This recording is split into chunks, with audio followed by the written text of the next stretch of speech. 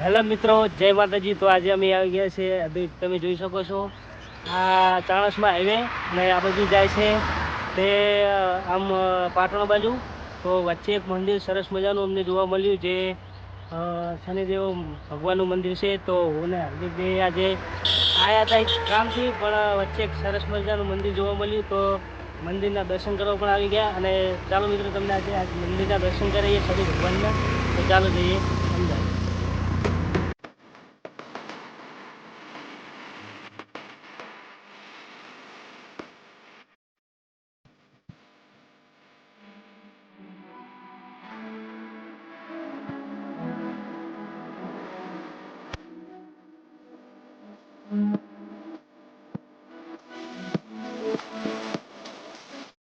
તો મિત્રો, તમે જોઈ શકો છો આ સરસ મજાનું એવું એન્ટ્રન્સ છે, જે બગીચાથી ભરપૂર છે। અહીંયા મિત્રો બગીચો પણ આવેલો છે, તમે આગળ જોઈ શકો છો।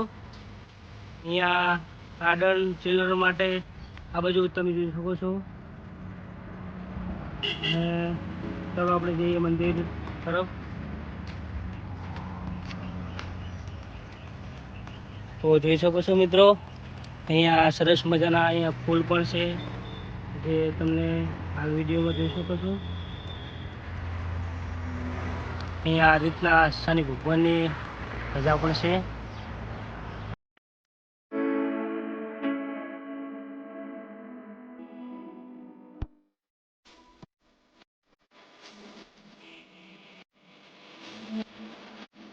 આ મિત્રો ચડવા માટે સીડીઓ અહીંયા છે, અને થોડુંક હાઈટ ઉપર છે મંદિર, તો થોડી 30-25 પગથિયા છે ને હાર્દિક? 30-25 પગથિયાની જે ઉપર હાઈટ ઉપર આવેલું છે મંદિર। તો મિત્રો તમે જોઈ શકો છો, ફાઇનલી આપણે ઉપર આવી ગયા। અને પાછળ તમે જોઈ શકો છો તું લખેલું, મને વાંચતા આવડતું છે કંઈ। અને આ છે એમને એક પ્રતિમા, જે એક પથ્થરના સ્વરૂપમાં છે। જોઈ લો મિત્રો, દર્શન કરી લો તમે પણ। શિવલિંગની જેમ ઉપરથી પણ અને જો આ તારા વહે છે, હા તેલ, સોરી, જે શનિ ભગવાનની ઉપર આ જે પ્રતિમા શનિ ઉપર આવીને અર્પણ થાય છે। અહીંયા બાજુમાં આપણે મિત્રો જોઈએ તો એક ગણપતિનું પણ મંદિર છે।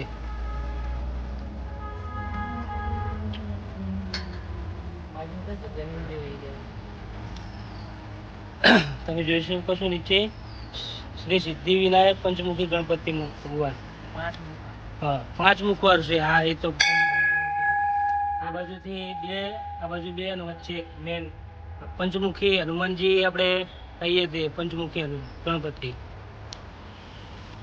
મિત્રો આગળ પણ ત્યાં એક મંદિર છે, આ દીક્ષાનું મંદિર છે।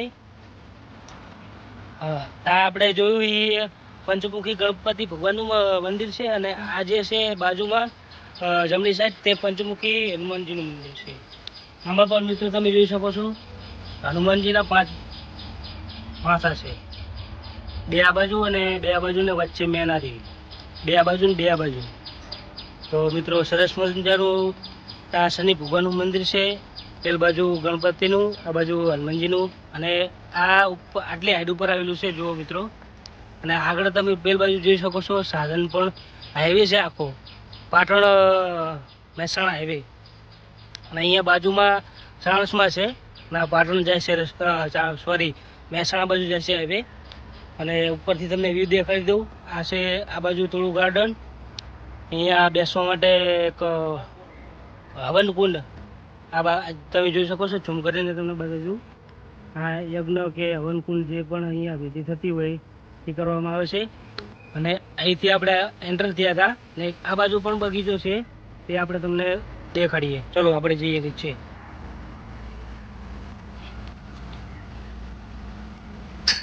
અહીંયા ગજ મહારાજ, હે સંસ્કૃતના ગજ કહેવાય ને, આ બાજુ પણ આપણે ચડતી વખતે ભૂલી ગયા હતા બજાવવાનું તમને। એક અહીંયા બાજુ છે અને એક આ બાજુ છે, 2 બાજુ આ ઉતરવા માટે, અને પેલી બાજુ આ ચડવા માટેની સીડી છે। પણ ટ્રાફિક ના હોય તો તમે અહીંથી ચડી શકો છો, પેલી બાજુ ચડી શકીએ અને ઉતરી પણ શકો છો. હા, આજ મંગળવાર છે એટલે પબ્લિક બહુ નહીં. શનિવાર હોય તો શનિ ભક્તો જે હોય ઘણા આવી શકે છે. મિત્રો આ જુઓ, સરસ મજાના એવા તમને ફ્લાવર, અલગ અલગ જાતના ફૂલ જોવા મળશે અહીંયા. શું નામ છે મને પણ નહીં ખબર. અમે એસી ગામડિયા, અમારે તો બાજુ આ ફૂલ થાય નહીં. એટલે મિત્રો જો આ ગાર્ડનનું એન્ટ્રન્સ છે, તે તમને આ મેન એન્ટ્રન્સની બાજુમાં જ અહીંયા બાજુમાં ગાર્ડન છે, તમે અંદર જોઈ શકો છો. સરસ મજાના એવા ઝાડવા વાયેલા છે. તો આપણે થોડા અંદર રહીએ.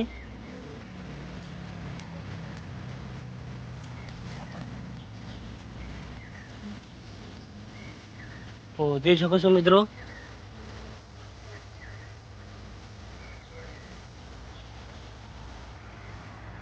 અહીંયા મિત્રો અંદર આવ્યા પછી જાણવા મળ્યું કે અહીંયા મંદિરે તમે આવો તો ટોયલેટ માટે પણ અહીંયા વ્યવસ્થા કરેલી છે. જુઓ, અહીંયા ટોયલેટની સુવિધા છે લેડીઝ અને જેન્ટ્સ માટે.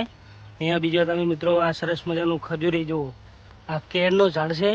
આ ખજૂરી જે વચ્ચોવચ્ચ સેન્ટરમાં છે, અહીંયા મોટી ખજૂરી પણ છે. અહીંયા બેસવા માટે બેન્ચ પણ છે, ત્યાં પણ છે. અને અહીંયા કઈ મંદિર પ્રત્યે કઈ પ્રોગ્રામ હોય તો તમે જોઈ શકો છો. આગળ ત્યાં સ્ટેજ પણ બનાવેલો છે. આ સ્ટેજ માટેની થોડીક ઊંચા હાઈટ ઉપર બનાવેલો છે. અને લાઇટિંગ પણ રાખેલું છે. અને આ ફરતી બાજુવાળું ગાર્ડન છે, તે ઘણા પબ્લિકો અહીંયા સમાવી શકે. તો જોઈ શકો છો મિત્રો. તો મિત્રો તમને કેવો લાગ્યો બ્લોગ? બસ આ બ્લોગમાં આટલું જ હતું. તમને મંદિર, બગીચો અને જે પણ જોવાયેલા અહીંયા જે જગ્યા હતી તમને બતાવી દીધી. તો મળીએ હવે નેક્સ્ટ બ્લોગમાં. ત્યાં સુધી જય માતાજી.